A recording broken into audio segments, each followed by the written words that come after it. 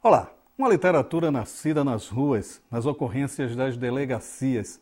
O escritor José Louzeiro, nosso entrevistado de hoje, publicou seu primeiro livro em 1958, mas foi na década de 1970 que surpreendeu a todos, escrevendo romances baseados em grandes casos policiais.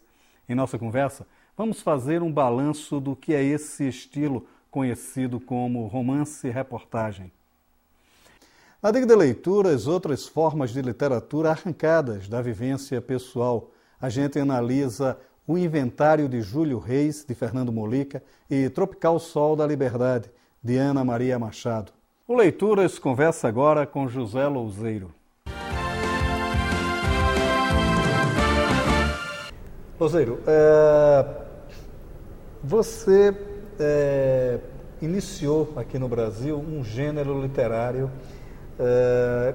que é uma junção da herança do jornalismo, da reportagem, com a ficção.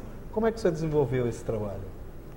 Olha, por acaso eu estava falando, coincidentemente estava falando ainda há pouco com o meu querido Serginho ali, que me acompanha, dada a minha situação de cadeirante, dessa coisa de como eu confundi ou fundi literatura com jornalismo, porque eu sempre tive uma admiração muito grande pelo jornalismo, e eu sou jornalista entrei para o jornal com 16 anos, né? E passei a vida inteira, comecei como aprendiz de revisor, aquelas provas que eram o papel úmido e o tirar em cima do chumbo, não é?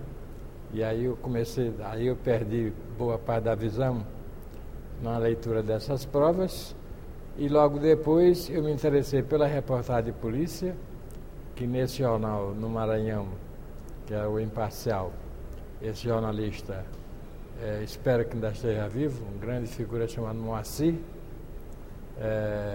e que começou a me levar para ver como é que ele fazia a reportagem, né? E aí eu tomei muito gosto por essa coisa de contar o fato policial na redação. E foi aí que eu me iniciei como aprendiz de repórter de polícia e fiquei a vida inteira, não é? Perfeito? Eu, na verdade, continuo, sempre que posso, fazendo as minhas coisas vinculadas ao realismo policial. Porque o policial tem muitos ângulos para ser examinado, vai desde o poético até o brutal, né? E eu, modesta parte, eu acabei penetrando pelos dois lados, né? Assim como eu escrevi o livro sobre o Lúcio Flávio, eu escrevi o livro também sobre o Pichote, né? Que era um menino de Diadema, que eu tentei encaminhar no Rio de Janeiro, fiz tudo que pude, mas infelizmente ele não conseguiu entrar para a televisão, chegou a entrar, mas não deu certo porque ele tinha 12 irmãos que já eram delinquentes. Mas é interessante, porque o Pichote, você escreve a vida de um adolescente marginalizado, e o rapaz que vai fazer o personagem no cinema acaba se confundindo com o próprio Pichote. Acaba se confundindo. Não é? Como é que é essa história? É uma coincidência trágica, né?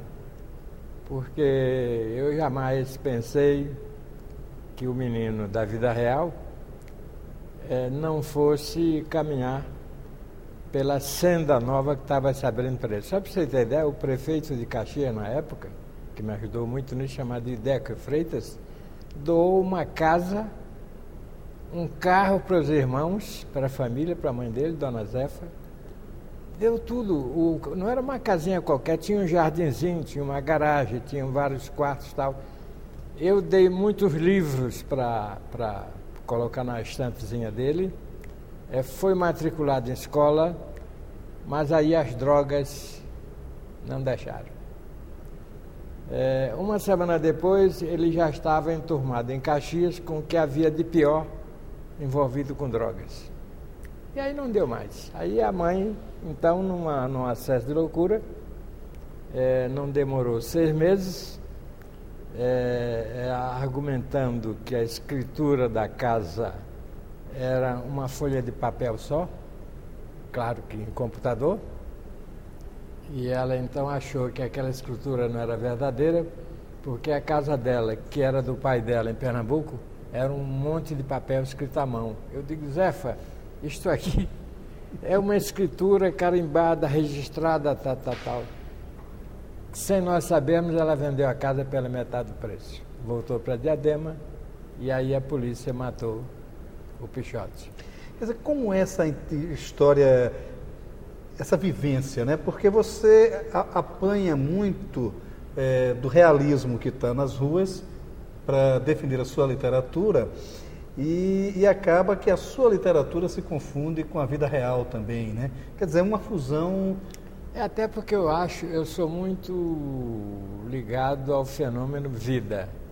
E acho que é muito mais importante a vida prática de um menino desse do que o que eu escrevo. O que eu escrevo é um relato de coisas que eu vi acontecer, o que estão acontecendo, não é? E com muita saudade dos meus personagens. Esse Pichote, até hoje, quando eu falo dele, se eu não me controlar direitinho, eu acabo chorando. Porque tinha tudo para dar certo. Era um menino ótimo, inteligente, e se acabou. Agora, você, de um determinado momento, a sua literatura foi, não digo acusada, mas foram apontados alguns críticos na sua obra, uma certa glamorização da bandidagem. Da bandidagem, né? Do Lúcio Flávio, da coisa. Como era que você... Olha, os críticos, eu respeito muito, mas os críticos não sabem o seguinte, que o Lúcio Flávio era muito menos bandido do que os bandidos que estão por aí, de paletó e gravata. Perfeito? O Lúcio Flávio era um menino rico, né? De uma família, o pai dele era o principal cabo eleitoral do Kubitschek, que é uma figura nessa cidade de maior importância. Ele era o cabo eleitoral principal de Juscelino, de família rica, um irmão engenheiro, que ajudou a fazer o metrô no Rio de Janeiro, e este rapaz virou um delinquente. Ele era um delinquente que ele tinha o carro importado.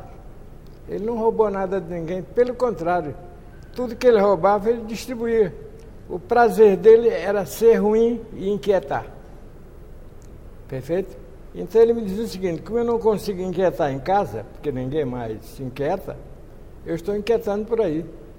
O Lúcio adorava ser preso. Pode um negócio desse?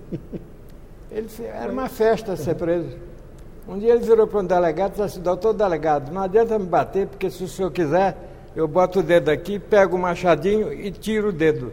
E não faço careta. O delegado me chamou e parecia um louco. Um louco. Era uma figura que merecia ficar viva para estudos diários de que ser humano era aquele. Perfeito? Ele foi preso N vezes, assaltou N bancos e morreu sem não destão, porque ele distribuiu dinheiro com todo mundo, sem querer ser o Robin Hood. Ele não aparecia, não. Outra coisa, fisicamente, parecia artista de cinema, as mulheres apaixonadas por ele, ele não casou com ninguém, não teve filho com ninguém, nenhuma delas, e morreu. E era bom pintor. O Adolfo Bloch comprou, quer dizer, ele comprou, ou ele deu para o Adolfo, 50 e tantos quadros, telas pintadas, e muito bem pintadas. Agora, é interessante, quer dizer, como é que você consegue, de certa forma, na sua obra, por exemplo, pegar um personagem tão forte como o Lúcio Flávio e, de certa forma, dar uma roupagem ficcional para ele? Como é que aí entra a ficção e... Há um pouco de invenção, não é? Porque uma das coisas que o Lúcio gostaria é ter lido alguma coisa que eu escrevesse sobre ele que não fosse reportagem. Perfeito? Eu disse, não, aí eu não posso me comprometer com isso, porque eu não vou fazer um livro de repente para... Mas é claro que a partir dele, do comportamento dele, eu procuro exaltar, digamos assim, o significado introspectivo do ser humano, seja para bem, seja para mal, né? E o Lúcio, ele era várias coisas ao mesmo tempo. Ele era bem, ele era mal, ele escrevia bem. Ele, se quisesse, teria sido um poeta, mas não foi nada disso, não. Ele não dava bola para dinheiro e era assaltante e roubava banco. Ele não tinha tostão. O carro não era roubado, foi o pai que deu. Ele tinha uma mãe com nome originalíssimo, né, chamada Zulma, que espero que ainda esteja viva, que me odiava porque ela não queria a história do filho dela no cinema. Mas quando ela foi ver o filme, chorou, foi uma coisa muito complicada, porque o cinema estava cheio de trabalhadores, de obras, porque era pré-estreia do filme e ninguém queria ver.